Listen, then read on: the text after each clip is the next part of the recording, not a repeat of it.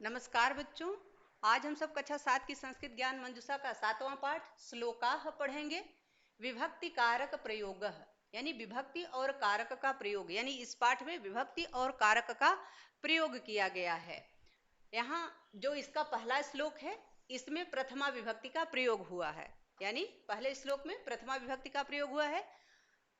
उद्यमः साहसं धैर्यं बुद्धिः शक्तिः पराक्रमः षडेते यत्र वर्तन्ते तत्र देवः सहायकः। उद्यमः यानी उद्यम अर्थात परिश्रम, साहसम यानी साहस, धैर्यम यानी धैर्य, बुद्धि यानी बुद्धि, शक्ति शक्ति, पराक्रमः और पराक्रम अर्थात वीरता, षडेते यानी ये छह, यत्र यानी जहां, वर्तन्ते यानी रहते हैं, होते हैं, तत्र यानी वहां, देव यानी देवता, सहायक सहायक होते हैं।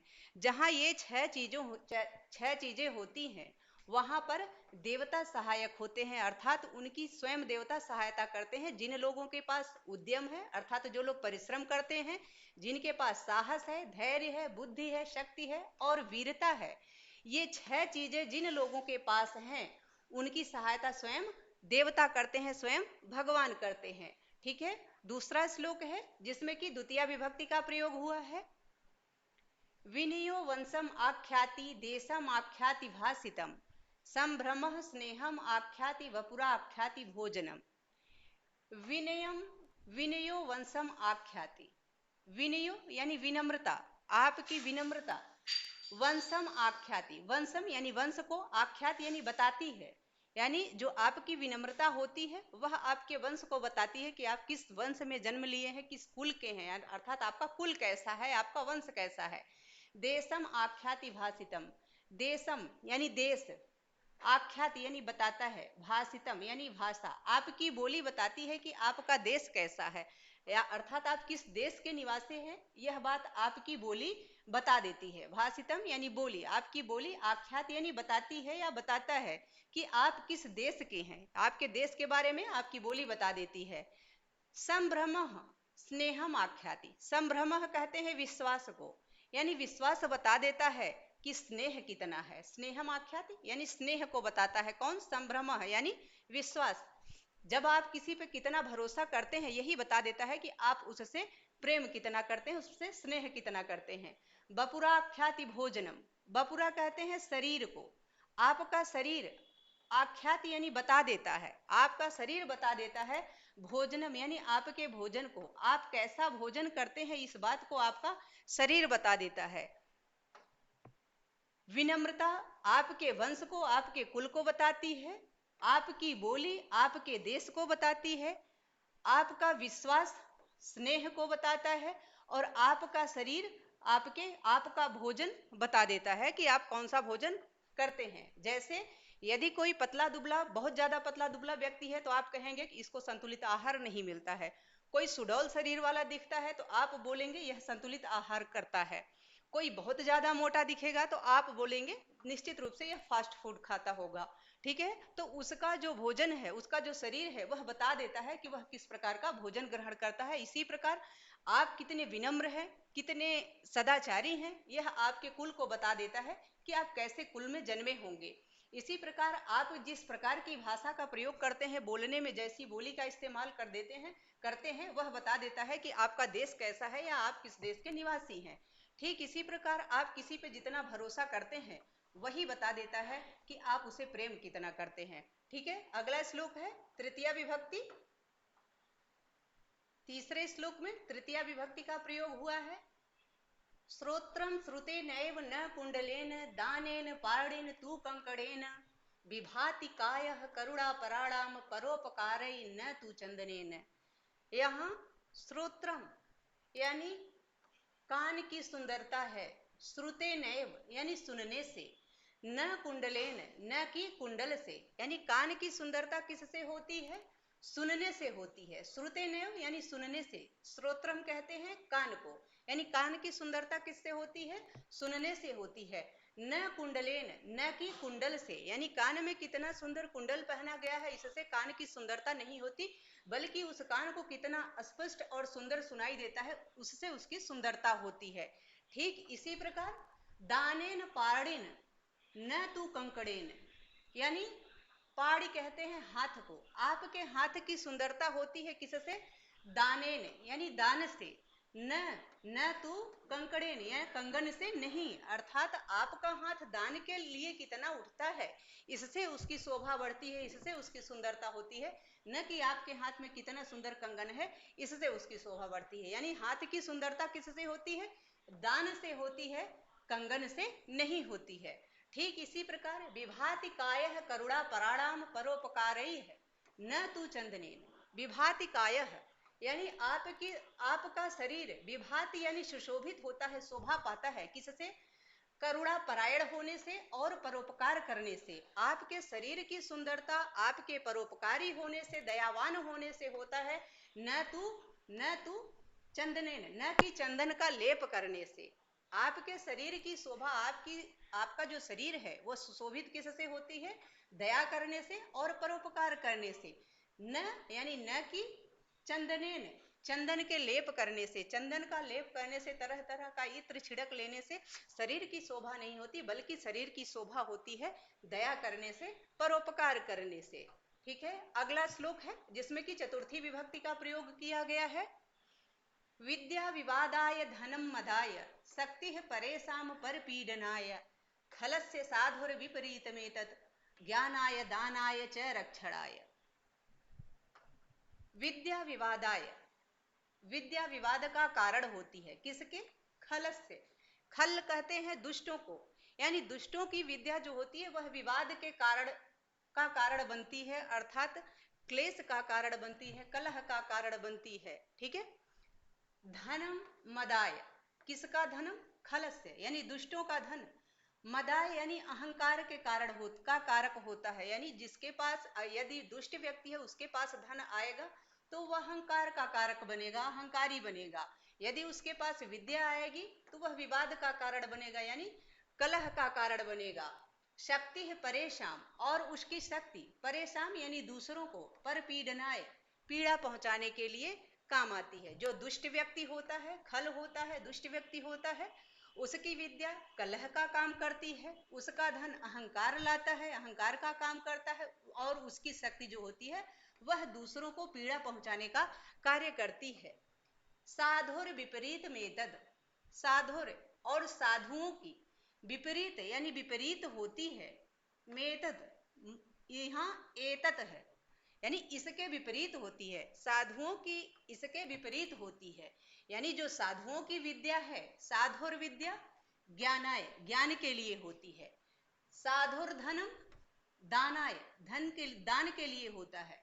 च और च मतलब और, रक्षणाय और साधुओं की शक्ति रक्षा के लिए होती है। साधुओं का इसके विपरीत होता है, यानी जो दुष्ट व्यक्ति होते हैं उनकी विद्या कलह का कार्य करती है, धन अहंकार का कार्य करता है, शक्ति दूसरों को पीड़ा पहुंचाने का कार्य करती है।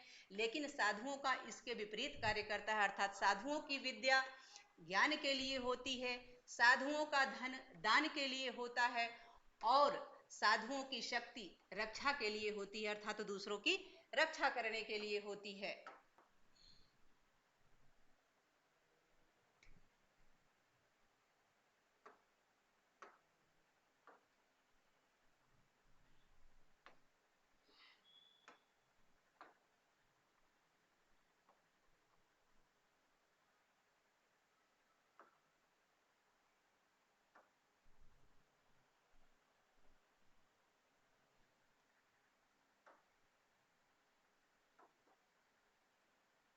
व्यक्ति जब सदाचारी होता है तो उसको प्रेत यानी परलोक में च इह, चेह यानी च प्लस ई है, और इस लोक में दोनों में उसकी कीर्ति फैलती है, अर्थात उसे यश की प्राप्ति होती है। सदाचार से आयु की प्राप्ति होती है, सदाचार से धन की प्राप्ति होती है, सदाचार से कीर्ति की प्राप्ति होती है। यानी जो पुरुष सदाचारी होता है उसे इस लोक में तथा परलोक में, दोनों में, प्रेत यानी परलोक में, इह यानी इस लोक में, दोनों में ख्याति मिलती है, यश मिलता है, कीर्ति मिलती है। ठीक है। अगला श्लोक है जिसमें षष्ठी विभक्ति का प्रयोग हुआ है। हस्तस्य भूषणम दानम सत्यम कंठस्य भूषणम श्रोत्रस्य भूषणम शास्त्रम भूषणैः किम प्रयोजन। हस्तस्य यानी हाथ की, आभूषणम भूषणम दानम आभूषण दान है, हाथ का आभूषण दान है। हाँ, भूषणम कहते हैं आभूषण को यानी गहना। तो हाथ का आभूषण क्या है? दानम यानी दान, हाथ का आभूषण दान है। सत्यम कंठस्य भूषणम, और कंठ का आभूषण, गले का आभूषण क्या है? सत्य। गले का आभूषण क्या है? सत्य। भूषणम यानी आभूषण, गहना। तो गले का गहना क्या है? सत्य बोलना, उसका सत्य बोलना, गले के द्वारा सत्य का बोला जाना ही उसका सबसे बड़ा आभूषण है। इसी प्रकार श्रोतस्य भूषणम शास्त्रम, कान की जो कान का जो आभूषण है वह क्या है? शास्त्रम यानी शास्त्रों को सुनना, शास्त्रों के ज्ञान को सुनना, यही कान का सबसे बड़ा आभूषण है। भूषणैः किम प्रयोजनम, आभूषणों की क्या आवश्यकता है? यानी जो व्यक्ति जिसका हाथ दान के लिए उठता है, जिसका कंठ, जिसका गला सत्य बोलता है, जिसका कान शास्त्रों को सुनता है, उसके लिए भूषणैः किम प्रयोजनम, आभूषणों की क्या आवश्यकता है, अर्थात उसे आभूषणों की कोई आवश्यकता नहीं है, क्योंकि उसका दान हमेशा, उसका हाथ हमेशा दान के लिए उठता है, जो कि सबसे बड़ा आभूषण है हाथ का। उसका कंठ सत्य बोलता है, जो कि सबसे बड़ा आभूषण है गले का। उसका कान शास्त्रों को सुनता है, जो कि सबसे बड़ा आभूषण है कान के लिए। तो ऐसे व्यक्ति को भूषणैः किम प्रयोजनम, ऐसे व्यक्ति को आभूषणों की क्या आवश्यकता है, अर्थात आभूषणों की कोई आवश्यकता नहीं है, वो ऐसे ही सुशोभित होता है। अगला श्लोक है जिसमें सप्तमी विभक्ति का प्रयोग किया गया है। शैले शैले न माणिक्यम मौक्तिकम न गजे गजे साधवो नहीं सर्वत्र चंदनम न वने वने। शैले शैले, शैले शैले यानी पर्वत पर्वत पर, न माणिक्यम नहीं है, माणिक्यम यानी मणि, यानी हर पर्वत पर मणि नहीं होती है। मौक्तिकम न गजे गजे, मौक्तिकम यानी मोती, न मतलब नहीं है, कहाँ? गजे गजे यानी हाथी हाथी पर, हर हाथी पर मोती नहीं पाया जाता है, हर हाथी के मस्तक पर मोती नहीं पाया जाता है, हर पर्वत पर मणि नहीं पाया जाता है। इसी प्रकार साधवो नहीं सर्वत्र, साधु भी हर जगह नहीं पाए जाते हैं, यानी हर जगह नहीं होते हैं, सज्जन व्यक्ति भी हर जगह नहीं होते हैं, यानी साधु के रूप में दिखने वाले हर व्यक्ति सज्जन साधु नहीं होते हैं। इसी प्रकार चंदनम न बने बने, हर वन में, हर जंगल में चंदन नहीं पाया जाता है, वने वने यानी वन वन में, हर वन में चंदनम न, चंदन नहीं प्राप्त होता है। हर पर्वत पर मणि नहीं प्राप्त होता है, हर हाथी के मस्तक पर मोती नहीं प्राप्त होता है, हर जगह साधु नहीं होते हैं, सज्जन नहीं होते हैं। इसी प्रकार हर वन में, हर जंगल में चंदन नहीं प्राप्त होता है। ठीक है, आगे है शब्दार्थ। तो आप यहां से शब्दार्थ देख लें। आशा है कि यह पाठ आप सबको बहुत अच्छे से समझ में आ गया होगा। अब हम इसका अभ्यास कार्य देख लेते हैं। मौखिक कार्य यानी मौखिक कार्य, पहला प्रश्न है इसमें, प्रथमम द्वितीयम तृतीयम च श्लोकम कंठस्थम कृत्वा श्रावयत, यानी पहले दूसरे और तीसरे श्लोक को याद करके सुनाओ। तो इसको आप याद करिए और अपने माता पिता तथा शिक्षक गण को सुनाइए। ठीक है। दूसरा प्रश्न है एक पदेन उत्तरत, यानी एक पद में उत्तर दो। तो आपको इसका एक पद में उत्तर देना है। क है विनय किम आख्याति, विनम्रता क्या बताती है। तो उत्तर है वंशम, यानी वंश को, आपके कुल को। ख है सज्जना नाम कायः केन विभाति, यानी सज्जनों का शरीर किससे सुशोभित होता है। तो परोपकारेण, यानी परोपकार से। ग है हस्तस्य भूषणम किम, हाथ का आभूषण क्या होता है। तो दानम, यानी दान होता है। पाड़ी है केन विभाति, यानी हाथ की सुंदरता किससे होती है। तो दानेन, यानी दान से। ठीक है। आगे है लिखित कार्यम, आगे लिखित कार्य है। तीसरा प्रश्न है पूर्ण वाक्येन उत्तरत, यानी पूरे वाक्य में उत्तर दो। तो आपको इसका उत्तर पूरे वाक्य में देना है। क है देवः कुत्र सहायकः, यानी देवता कहाँ सहायक होते हैं। उत्तर है इसका उद्यमः साहसम धैर्यम बुद्धिः शक्तिः पराक्रमः च यत्र वर्तन्ते तत्र देवः सहायकः, यानी जहाँ उद्यम है, साहस है, धैर्य है, बुद्धि है, शक्ति है, पराक्रम है, ये 6 चीजें जहाँ है वहां देवता सहायक होते हैं। ठीक है। अगला है ख श्रोत्रम केन विभाति, यानी सुनने की सुंदरता किससे होती है। तो उत्तर है श्रोत्रम श्रुतेनेव विभाति, यानी कान की सुंदरता सुनने से होती है। ठीक है। आगे है अगला प्रश्न, ग खलस्य धनम किमर्थम भवति, यानी जो खल होते हैं, खलस्य धनम किमर्थम भवति, यानी दुष्टों का धन किस लिए होता है। तो इसका उत्तर क्या है कि खलस्य धनम मदाय भवति, खलों का धन अहंकार के लिए होता है। आगे है घ नरः आचारात किम किम लभते, यानी मनुष्यों को आचार से यानी सदाचार से क्या क्या प्राप्त होता है। तो नरः आचारात आयु श्रियम कीर्तिम च लभते, यानी मनुष्यों को आचरण से सदाचार से आयु धन कीर्ति आदि मिलती है, ये सभी प्राप्त होते हैं। ठीक है। अगला प्रश्न है साधो शक्ति किमर्थम भवति, यानी साधुओं की शक्ति किस लिए होती है। तो उत्तर है साधो शक्ति परेशान रक्षणाय भवति, यानी साधुओं की सज्जनों की शक्ति दूसरों की रक्षा के लिए होती है। ठीक है। चौथा प्रश्न है पाठात उचित पदम चित्वा रिक्त स्थानम पूरयत, यानी पाठ से उचित पद लेकर रिक्त स्थान को भरो। इसमें क है स्नेहम आख्याति, तो जहां स्नेहम आख्याति है वहां क्या भरा जाएगा, संभ्रमः। दूसरा है खलस्य विद्या भवति, किसके लिए, विवादाय, यानी विवाद के लिए होती है। ग है आचारात लभते, तो आयु श्रियम कीर्तिम च, आयु धन और कीर्ति की प्राप्ति होती है। घ है कंठस्य भूषणम, तो सत्यम, सत्यम कंठस्य भूषणम। ङ है न गजे गजे, तो क्या भरा जाएगा, मौक्तिकम, मौक्तिकम न गजे गजे। ठीक है। अगला प्रश्न है पांचवा निम्नलिखित पदेषु विभक्ति निर्देशनम कुरुत, यानी निम्नलिखित पदों में विभक्ति बताइए। आपको यहाँ विभक्ति बतानी है कि किसमें किस विभक्ति का प्रयोग हुआ है। क है शक्ति है, तो शक्ति में प्रथमा विभक्ति का प्रयोग हुआ है। ख है साहसम, साहसम में द्वितीय विभक्ति का प्रयोग हुआ है। ग है आचारात, आचारात में पंचमी विभक्ति का प्रयोग हुआ है। घ है श्रोत्रस्य, श्रोत्रस्य में षष्ठी विभक्ति का प्रयोग हुआ है। ङ है भूषणैः, भूषणैः में तृतीया विभक्ति का प्रयोग हुआ है। और च है पीडनाय, पीडनाय में चतुर्थी विभक्ति का प्रयोग हुआ है।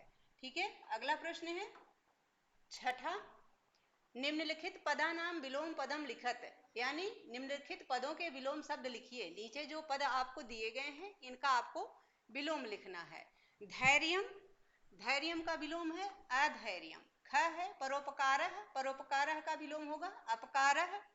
ग है पीडनाय, पीडनाय का होगा रक्षणाय। घ है आचारः, आचारः का दुराचारः। ङ है कीर्तिम, कीर्तिम का अपकीर्तिम। च है साधु, और साधु का विलोम होता है असाधु। ठीक है।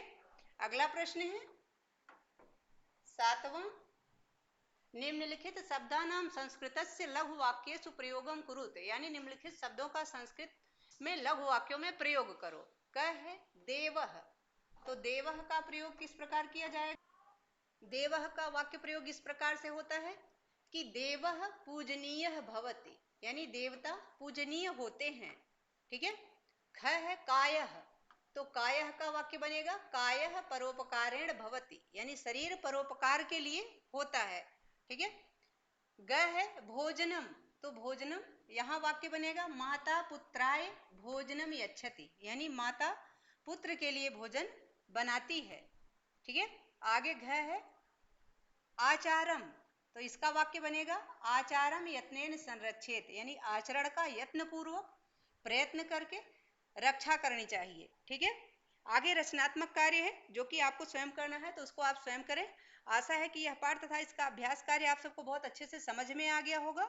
यदि पाठ से संबंधित या वीडियो से संबंधित कोई सुझाव हो या आपकी कोई क्वेरी हो, प्लीज कमेंट बॉक्स में अवश्य लिखिएगा। वीडियो पसंद आए तो इसको लाइक करें, शेयर करें। चैनल पर नए हैं तो प्लीज इसे सब्सक्राइब अवश्य करें। बहुत बहुत धन्यवाद।